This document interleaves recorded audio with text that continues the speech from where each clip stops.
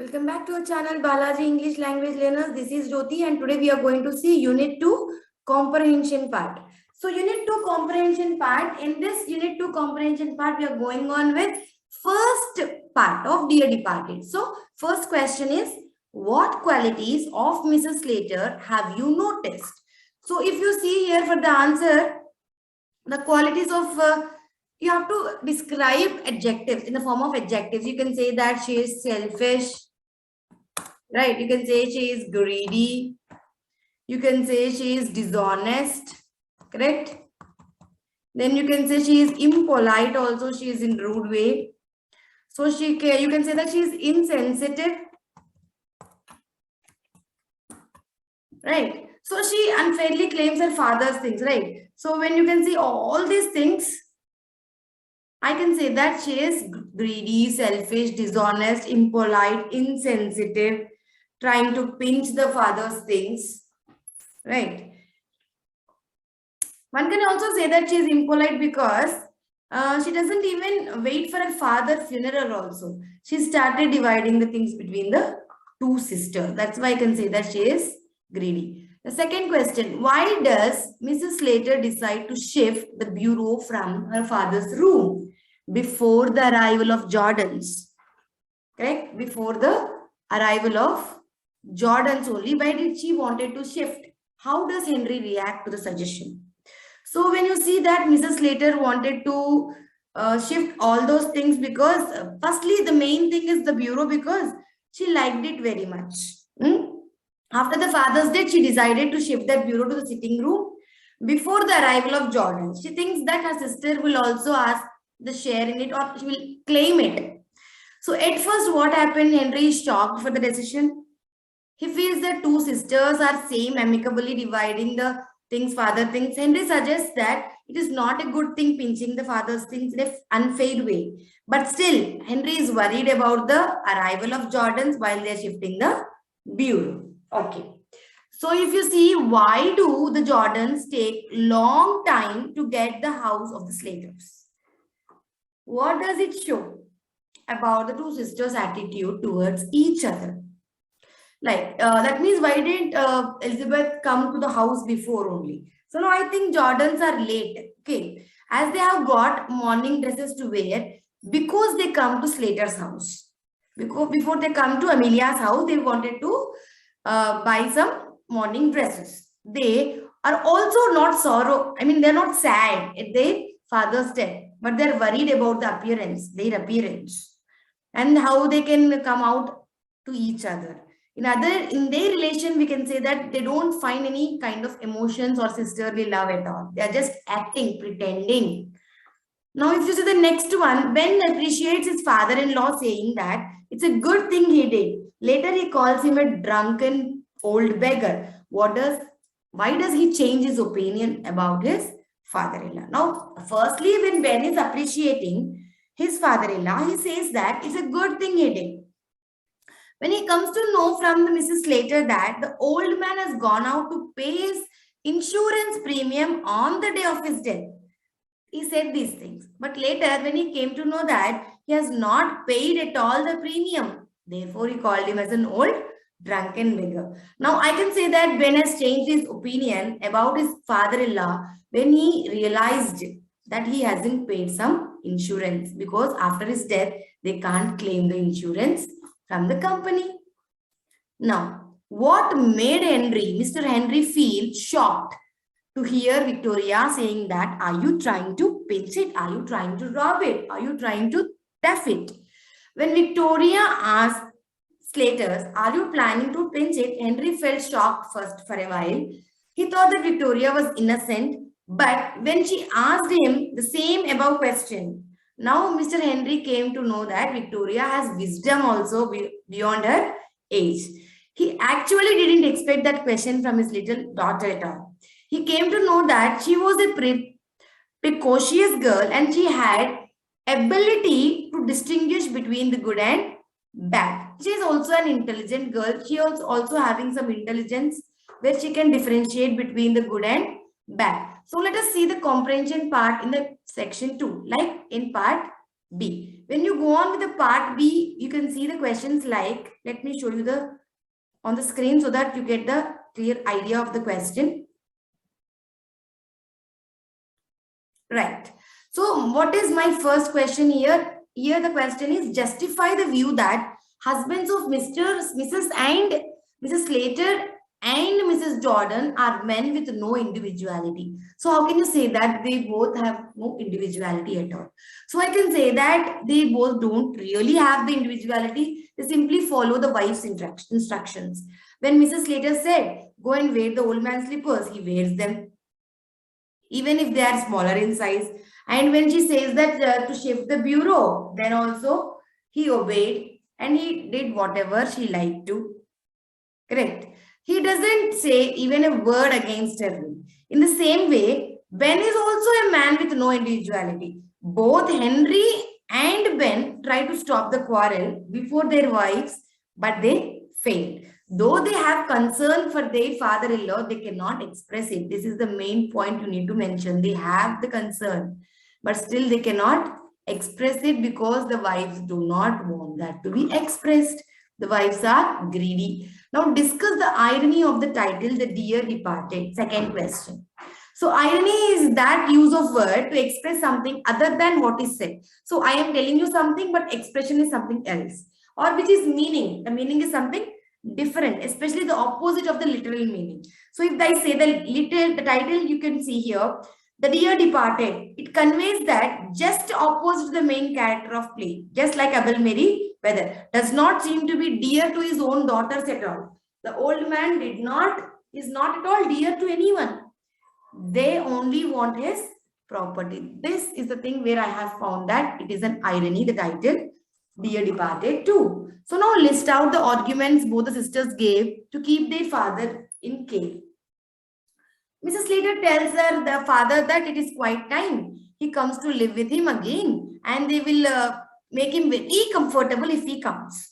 But Mrs. Slater argues that he has not been with them as long as he was with Jordans. Now Mrs. Jordan replies that she does not think their father will fancy living on.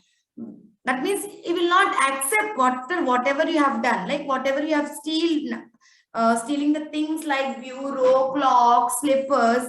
Now I don't think father will be with you at all. Then they also say sorry for what they have done. But both sisters argue to keep their father in their care only because they wanted the share in the property at the time of Abel's death in future. Now, how does the spat between the old man's daughters lead to father discovering the truth? So the spat happens between the two sisters when their father asks Mrs. Slater about the bureau clock being brought downstairs. The fight happened because he asked that. Now Mrs. Jordan understands her sister is trying to steal before their arrival. Now this leads to the quarrel between the two sisters. Now Mrs. Jordan tells father that both Slater, Mr. and Mrs. Slater, have shifted the bureau clock from his room, thinking that he is dead. They have shifted the things as Mrs. Jordan cannot claim them on. After discovering the truth, what happened now? Now Abel becomes angry because he feels that his daughter don't even wait till the funeral. They started dividing the things then and there itself, that time only. List the comic elements in the play Dear Departed. The comic elements. So if you see the following the wife instructions where Henry wears the old man's new slippers, that is one comic. Then if you see the Slater hurrying to steal the old man's bureau clock, thinking that Jordans will arrive, his second one is comic. Then if you think, if you see the Slaters and Jordans are shocked to see Abel coming to the room. Then also, and Ben skips back and retreats with Jordan to save distance, like moving back. When he tried to give a shake hand, he moved a step back, thinking that it is something called a ghost coming there. Then Abel also announces that he will change his will, marry John Shorrock. That is also a little bit of comic here. Both the sisters argue that Abel should stay with them only. They want only the property, but they argue that they wanted Abel to stay with them. Here, if you see the termination must be made, the springs, like the changes you can see with the situation, just like a seasonal difference. Then you can also see the arrival of Abel into the sitting room and announcing that changing his will, marrying woman, etc. is also such a comedy thing, funny thing. So now, in what way is a play, The Dear Departed, a commentary of the hollowness of human relations? So you can see that this is a one-act play. The qualities, both the sisters' qualities towards the father, their behavior towards the father, and the author also tries to show the sisters how interested in the property of the father than taking care of or giving some affection towards the father. Then also, if you see that the two sisters thinking that father is dead, they complain what a burden he is to them. And when he announces about the will, they will leave everything and they say that you come and live with me, you come and live with me. Right. So if you also can see, it's just like a social play, it is just happening in each and every house there, everywhere, almost everywhere, and how the old people are being abandoned, like left alone, how they are being neglected. And here he tries to give some moral values to the people. He's also trying to convey that you have to take care of the parents in a friendly way, respectable way, care should be taken. Everything he is trying to convey. So now the last question is, what are the 3 things the father plans on the next Monday? First thing is he'll pay the insurance. He'll go and pay the insurance in the insurance office. The second one is he will go to the lawyer and change his will, alter his will. And the third one is he'll go to Philip's church and get married. These are the 3 things he wanted to do. So if you have here, you can see you need to arrange the order now. In an order, you need to arrange them. Right. So if you arrange them in an order, the first thing will be the sequential order, like I will tell you. Let me write the number here. First one will be one day that Mrs. Slater felt Abel Mary has died. Okay. Then you will have the Slater sent a telegram to Jordan's. Then you will see before the arrival, they tried to pinch the bureau and claw. Then you can see before the arrival of, okay, then you can see that the Slaters and the Jordans were wanted to ascertain if Abel was paid the insurance or not. Then you can see about the Victoria was sent to the Abel's room, correct? Then you can see suddenly Victoria will come saying that grandpa is getting up, moving. Then you can see that Abel Mary find the fault in both the daughters. Then you can say that inform that he is going to marry Sherlock. You can note down in your notebook. Okay, so you can just have a look over it. Once again, if you read, you'll get an answer clearly. So understand the concept, then go on with the things here. Okay, now here are the list of traits, like personality qualities are given here. What are the qualities given here? Greedy. Give me a second, I'll show you clearly. Right. Greedy, overpowering, honest, sensitive, dominative, blunt, straight talking, humble, impolite, and insensitive. If you observe here, the first one, greedy. Are they greedy? Mrs. Slater trying to pinch her father's bureau states that they are greedy. Empowering. Asking Victoria to close the door before the arrival of Elizabeth says that overpowering. They are not honest, they are not sensitive. Dominating, you can say that dominating, like Mrs. Slater is trying to just dominate the husband, saying that go and do this, go and do that, get the bureau down, go and close the door, go and wear the slippers. All are dominating. Then you can say blunt also, yes. She's saying to her sister, like, be quiet, Elizabeth. Her asking about the Victoria to change the dress also says that she is blunt. And straight talking, yes. So when you see that, when Victoria says that that grandpa did not pay the insurance, now she will snub her saying that he went out. That is also straight talking. And what about the humble? They are not humble. They are not down to earth. Impolite, yes, they were impolite. Many times they were impolite. So I can give you the example, like Mrs. Slater talking to Henry, saying that, Henry, why don't you go and bring them down? We can do it before they come. That is also not politely doing that. Then you can say, Henry says to her, I wouldn't care to. Yes, she says that, don't look so daft. Why not? Don't look so stupid. That is also a thing which straight tells the impoliteness. Insensitive is also right. When Victoria says that grandpa's clock, okay, be quiet. Now she says it's ours now. She's insensitive. And when Miss Jordan says that I will tell you what has been to the father, everything, nothing sort of robbery. She said, be quiet, Elizabeth, be quiet, Elizabeth. This is also something called insensitive thing. Okay. I hope you have understood till here. Let us move on with the next part. So in the following, you have the features, like few features are given.